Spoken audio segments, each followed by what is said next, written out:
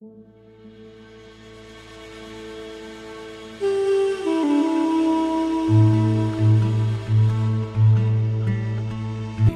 किसी और चीज का नाम, इश्क ना किसी।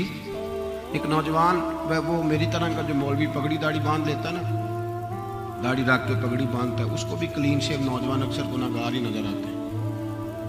हालांकि न किसी के हाल पे तंज कर, न किसी के गम का मजाक उड़ा, वो जिसे चाहे जैसा नवाज दे। हाँ, ये क्या पता है कि किसका दिल कहाँ जुड़ा हुआ है। नौजवानों को नहीं छोड़ना चाहिए ये सुन्नत को, इन्हें मजबूती से थामना चाहिए, पर रख के डरना चाहिए, रख के भी डरना चाहिए। ये हमारा मिजाज होता है ना, कई दफा लोग समझते हैं कि शायद इश्क जो है वो जिसने पगड़ी बांध दिया उसने छुपा लिया पगड़ी के नीचे और दाढ़ी के अंदर, ये भी हमारा मिजाज होता है। ऐसा ना करे, ये तो अता है, वो जिसको चाहे दे दे। मैं सही कह रहा हूँ, जिसको चाहे। मैंने जुम्मा पढ़ाया, अजमत मदीना पे तकरीर करी, कोई तकरीर करके बंदे को खुद भी बड़ा मजा आता है, मुझे भी बड़ा सुरूर आया।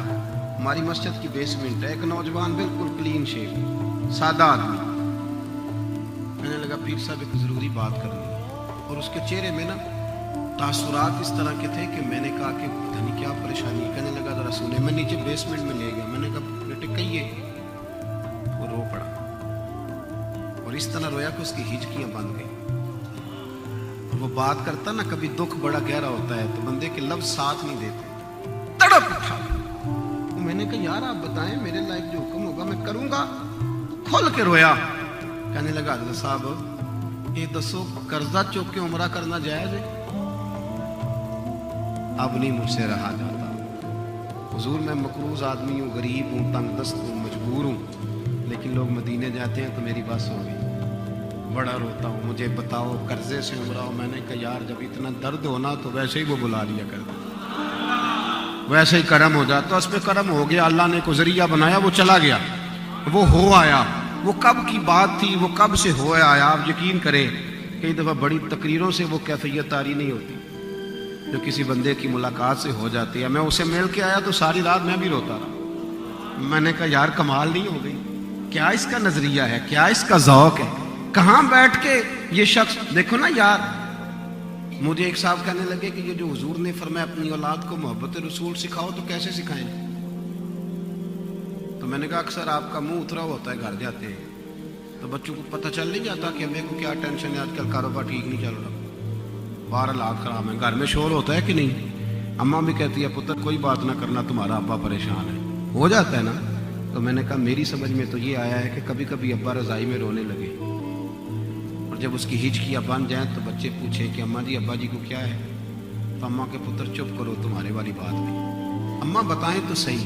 तो फिर अम्मा कहे पुत्र तुम्हारे वालिद को ना मुस्तफ़ा का मदीना याद आ, इन्हें ना दर्द है वो कैफी। इससे बच्चे मोहब्बत सीखेंगे, इससे उनके दिलों में शऊर आएगा, उन्हें पता चलेगा कि हमने ना यार कभी तेरा मेरा बच्चा जिद करे, वो जिद करे कि नहीं जैसे मर्जी करे, मैंने मिलाद के दिन लाइटें लगवानी है, वो जिद करे, उसे पता हो कि ये बड़ा कीमती काम है। ये वाली जिद जब वो करे तो फिर उस पर शफकत का दरवाजा खोल दे कि यार ये तो तेरी जिद बड़ी मजेदार है, ये तो रोज किया कर, इसका तो मजा है।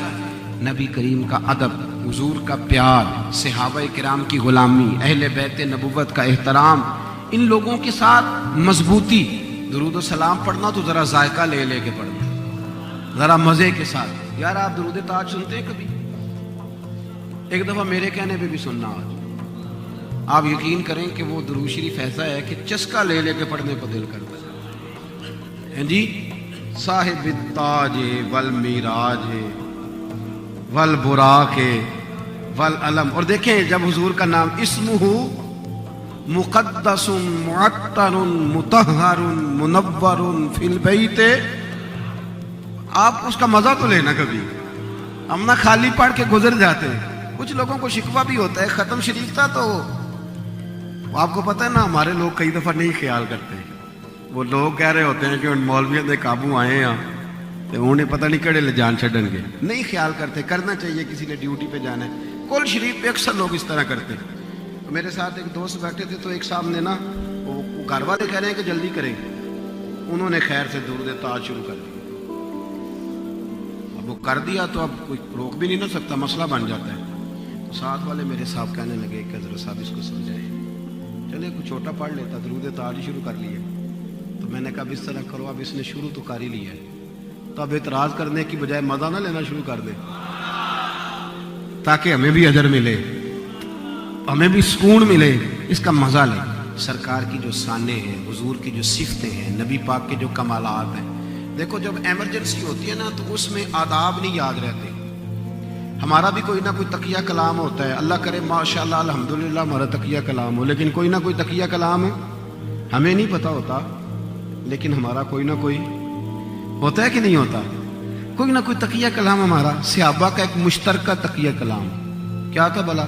فدا کا ابی و امی یا رسول اللہ, یا رسول اللہ میری ماں بھی قربان ہو, میرا باپ بھی قربان. یہ تقیہ کلام تھا. فدا کا روحی و قلبی یا رسول اللہ, حضور میرا دل بھی قربان, میری روح بھی قربان. یہ جب ایمرجنسی ہوتی ہے تو اس میں القاب یاد نہیں رہتے. میرے جو کپڑے کو پیچھے آگ لگ گئی, کرتے کو, تو میرے ایک مرید ہیں, انہوں نے کہا جناب مفکر ملت, شیخ طریقت, آفتاب علم و فضل فلاں فلاں, اتنی دیر میں آگ یہاں تک پہنچ گئی. تو اب اس کو کہا جائے گا پاگل سیدھا کہے کہ مولانا آگ لگ گئی, اور پیر صاحب آگ لگی آپ کے کپڑوں کو. میری بات کی سمجھ آ رہی ہے؟ ایمرجنسی میں القابات نہیں لینی چاہیے, سیدھی سیدھی بات کریں کہ سب آگ آگ آگ, کپڑے بچائیے, یہی کہنا چاہیے نا. غار ثور کے اندر جناب صدیق اکبر, ان کے پیر کو نہ ڈنگ مارا ہے سانپ نے. سچی بات بتانا, سچی, اگر سانپ آ جائے تو میرا خیال ہے کہ محفل کیا, جلسہ کیا, کوئی شے نہیں یاد رہے گی. درم برم ہو جاتا ہو, سانپ سانپ سانپ, اور بڑے بڑے سیانے بندے کانپنے لگتے ہیں. سانپ جو آ گئے وہ ڈنگ مار رہا ہے. جناب صدیق اکبر کو اتنی تکلیف ہوئی کہ آنسو نکل آئے. حضور نے پوچھا ابو بکر کیا ہوا؟ یہ نہیں کہا سانپ سانپ سانپ, یہ نہیں فرمایا. عرض کرنے لگے فدا کا ابی و امی یا رسول اللہ, سوڑیا میری اماں قربان, میرا ابا قربان, فدا کا ابی و روحی یا رسول اللہ, حضور میرا دل قربان, میری جان. حضور نے فرمایا بول تو صحیح ہوا کہ حضور کچھ بھی نہیں, وہ ذرا سانپ نے ڈس لیا ہے. اتنی ایمرجنسی میں وہ لوگ نہیں بھولتے, اتنی پریشانی میں بھی نبی پاک کے آداب بھولتے, ایک منٹ کے لیے انہیں فرق نہیں. اور ایسی باتیں جن کا حضور نے حکم بھی نہیں دیا. ایک صحابی تھے حضرت اسلح بن شریک نام تھا, بس بات سمیٹنے لگا. حضرت اسلح بن شریک کی ڈیوٹی تھی نبی پاک کے گھوڑے پہ کجاوا باندھنے کی. کجاوا باندھتے تھے.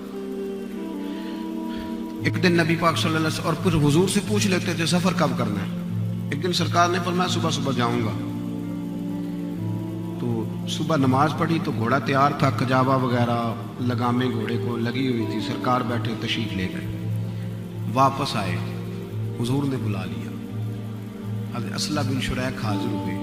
غلامی سارے کرتے ہیں, پر غلامی اس کی مزیدار جس کی قبول ہو جائے.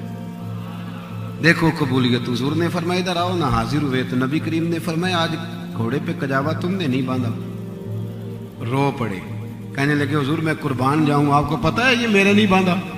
اتنا خیال فرماتے ہو, اتنا کرم. فرمایا تیرا سٹائل تو اب مجھے پتا ہے نا, تو نے نہیں باندھا. عرض کی یا رسول اللہ سنے, حضور میری گزارش سنے. فرمایا کہو. عرض کی حضور صبح میں اٹھا تھا نا تو میرے اوپر غسل فرض تھا.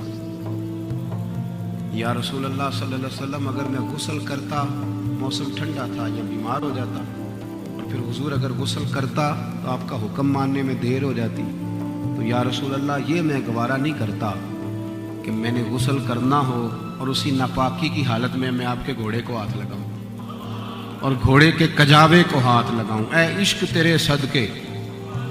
یعنی آپ اندازہ کریں کہ اس ادب کا کہیں حکم نہیں ہے کہ تم گھوڑے کو بھی غسل کر کے وضو کر کے ہاتھ لگاؤ. پر صحابی کا کہتے حضور آپ کے گھوڑے کے کجاوے کو بھی میں نے کبھی بغیر غسلے, تو حضور پھر میں نے کسی اور کی ڈیوٹی لگائی. آج انہوں نے باندھا ہے.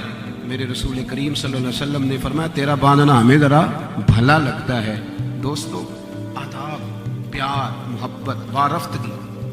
میں نے ایک قول پڑھا حضور غوث پاک کا اس سال 11ویں کے موقع پر. حضور غوث اعظم فرمایا کرتے تھے سامنے والے کو دیکھ کے تم نے اپنا اخلاق نہیں خراب کرنا. وہ جو کرتا ہے وہ کرے, اپنا اخلاق خراب. لوگ آپ کو بڑے بڑے مشورے دیں گے کہ چھوڑو یار آپ تعلیم پہ عمل کرو, لیکن انہیں بتاؤ کہ جب تک پیار نہیں ہوتا عمل کا بھی مزہ نہیں آتا، جب تک وارفتگی نہیں ہوتی تب تک معاملات آگے چلتے نہیں۔